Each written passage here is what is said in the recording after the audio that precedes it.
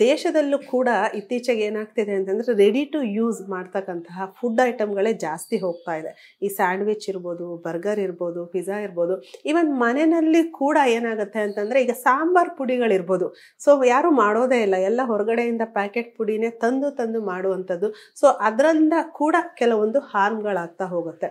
ಇನ್ನು ಪಾಸ್ತಾ ಅಥವಾ ನೂಡಲ್ಸ್ ಅಂತ ಹೇಳಿ ಮನೆಯಲ್ಲೇ ಮಾಡ್ತೀವಿ ಹೆಲ್ದಿ ಅಂತ ಹೇಳೋರು ಕೂಡ ಏನಾಗುತ್ತೆ, ಆ ಸಾಸ್ಗಳಿರ್ಬೋದು ಅಥವಾ ಈ ಟೇಸ್ಟನ್ನ ಎನ್ಹ್ಯಾನ್ಸ್ ಮಾಡುವಂಥ ಅಜಿನೋಮೋಟೊ ಈ ಥರದ ಪುಡಿಗಳಿರ್ಬೋದು, ಇದನ್ನೆಲ್ಲನೂ ಅವರು ಉಪಯೋಗಿಸೋದ್ರಿಂದ ಸೊ ಇನ್ನೂ ಕೂಡ ಆರೋಗ್ಯ ಹಾಳಾಗ್ತಾನೆ ಹೋಗುತ್ತೆ. ಸೊ ಈ ನಿಟ್ಟಿನಲ್ಲಿ ನಾನು ಇವತ್ತು ತೋರಿಸ್ತಾ ಇರ್ತಕ್ಕಂಥ ರೆಸಿಪಿ ತುಂಬ ಸಿಂಪಲ್ ಆಗಿರ್ತಕ್ಕಂಥದ್ದು, ತುಂಬ ಸುಲಭವಾಗಿ ಮಾಡ್ತಕ್ಕಂಥದ್ದು, ಹಾಗೆ ಮಕ್ಕಳಿಗೆ ಕೂಡ ಇಷ್ಟ ಆಗುವಂಥದ್ದು, ಪ್ರೋಟೀನ್ ರಿಚ್ ಕೂಡ. ಅದ್ರ ಜೊತೆಗೆ ನಮ್ಮಲ್ಲಿರ್ತಕ್ಕಂಥ ಬ್ಲಡ್ ಶುಗರ್ ಲೆವೆಲ್ ಇರ್ಬೋದು ಅಥವಾ ಕೊಲೆಸ್ಟ್ರಾಲ್ ಲೆವೆಲ್ ಇರ್ಬೋದು, ಅದನ್ನು ಕಡಿಮೆ ಮಾಡುವಂಥ ಶಕ್ತಿ ಇರ್ತಕ್ಕಂಥ ಒಂದು ರೆಸಿಪಿಯನ್ನು ನಾನಿವತ್ತು ನಿಮಗೆ ತೋರಿಸ್ಕೊಡ್ತಾ ಇದ್ದೇನೆ. ಅದೇ ಹೆಸರು ಕಾಳಿನ ಸಿಹಿ. ಹೆಸರು ಕಾಳಿನ ಸಿಹಿಗೆ ಬೇಕಾಗುವ ಸಾಮಗ್ರಿಗಳು: 1 ಕಪ್ ಹೆಸರು ಕಾಳು, ಬೆಲ್ಲ, ಕೊಬ್ಬರಿ, ಅರ್ಧ ಕಪ್ಪಿನಷ್ಟು ಹೆಸರು ಬೇಳೆನ ನಾನಿಲ್ಲಿ ತಗೊಂಡಿದ್ದೇನೆ. ಇದನ್ನು ಒಂದು 3 ಗಂಟೆ ಅಥವಾ ಒಂದು ಓವರ್ ನೈಟ್ ನೀವು ನೆನೆಸಿಟ್ರು ಆಯಿತು. ಒಂದು 3 hours ಅಷ್ಟು ನೀವು ನೆನೆಸಿಡ್ಬೇಕಾಗತ್ತೆ. ಒಂದು ಪಾತ್ರೆಯಲ್ಲಿ ನೀರು ತಗೊಂಡು ಅದಕ್ಕೆ ನಾವು ಈ ನೆನೆಸಿಟ್ಟಿರ್ತಕ್ಕಂಥ ಹೆಸರು ಬೇಳೆಯನ್ನು ಹಾಕಿ ಬೇಯಿಸ್ಕೊಳ್ಳೋಣ.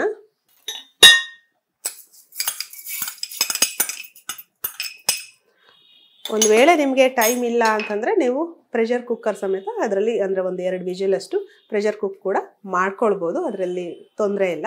ಸೊ ಯೂಶಲಿ ಆಯುರ್ವೇದದಲ್ಲಿ ನಾವು ಏನು ಹೇಳ್ತೀವಿ ಅಂತಂದರೆ ಅನ್ನ ಆಗಿರ್ಬೋದು ಅಥವಾ ಈ ಥರ ಬೇಳೆ ಕಾಳುಗಳನ್ನಾಗಿರ್ಬೋದು, ನಾವು ಈ ರೀತಿ ಓಪನ್ ಪಾತ್ರೆಯಲ್ಲಿ ಬೇಯಿಸ್ಕೊಂಡು ಆ ನೀರನ್ನೇನಿದೆ ಅದನ್ನು ತೆಗಿತೀವಿ. ಅನ್ನದ ನೀರನ್ನು ತೆಗಿತೇವೆ, ಬಟ್ ಇದ್ರ ನೀರನ್ನು ನೀವು ಒಂದು ಸ್ವಲ್ಪ ಒಗ್ಗರಣೆ ಹಾಕ್ಕೊಂಡ್ರೆ ರಸಮ್ ಕೂಡ ಆಗುತ್ತೆ ಅಥವಾ ಬೇಳೆ ಕಟ್ಟಿನ ಒಂದು ಸಾಂಬಾರು ಕೂಡ ಇದರಿಂದ ಮಾಡ್ಕೊಳ್ಬೋದು.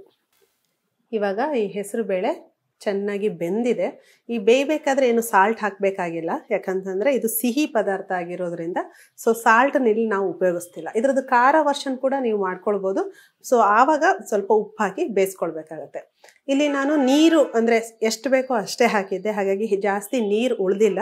ಒಂದು ವೇಳೆ ನೀವು ಬೇಯಿಸ್ಬೇಕಾದ್ರೆ ಜಾಸ್ತಿ ನೀರೇನಾದರೂ ಉಳಿದ್ರೆ ಆ ನೀರಿನ ಕಟ್ಟನ್ನು ನೀವು ತಕ್ಕೊಂಡು ಅದನ್ನು ರಸಮ್ ಥರ ಉಪಯೋಗಿಸ್ಕೊಳ್ಬೋದು. ಈಗ ಇದನ್ನು ಒಂದು ಪಾತ್ರೆಗೆ ತೆಗೆದುಕೊಳ್ಳೋಣ.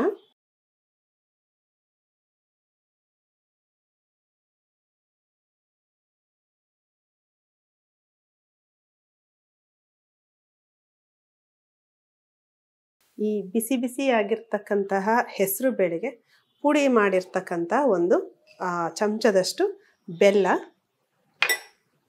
ಹಾಗೆ ಒಂದು 1/4 ಕಪ್ಪಿನಷ್ಟು ಕೊಬ್ಬರಿ, ತುರಿದಂತಹ ಕೊಬ್ಬರಿ,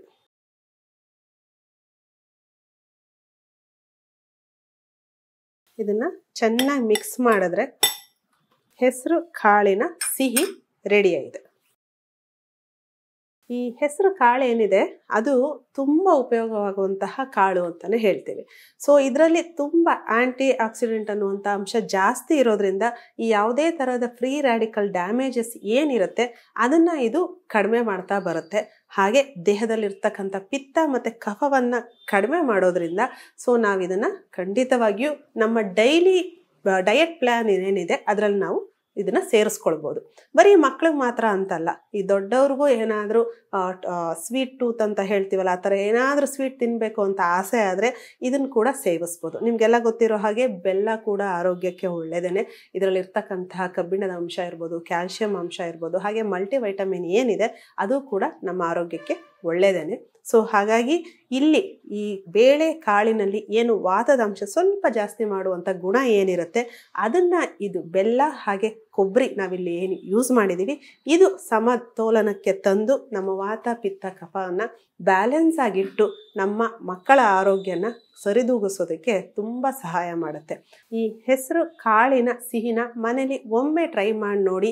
ಇದೇ ರೀತಿ ಹಲವಾರು ಆಯುರ್ವೇದಿಕ್ ರೆಸಿಪಿಗಳನ್ನು, ಮಕ್ಕಳಿಗೆ ಅನುಕೂಲವಾಗುವಂಥ ರೆಸಿಪಿಗಳನ್ನು ಮುಂದಿನ ಸಂಚಿಕೆಯಲ್ಲಿ ತಿಳಿಸ್ಕೊಡ್ತೇನೆ. ಅಲ್ಲಿಯವರೆಗೆ ನಮಸ್ಕಾರ.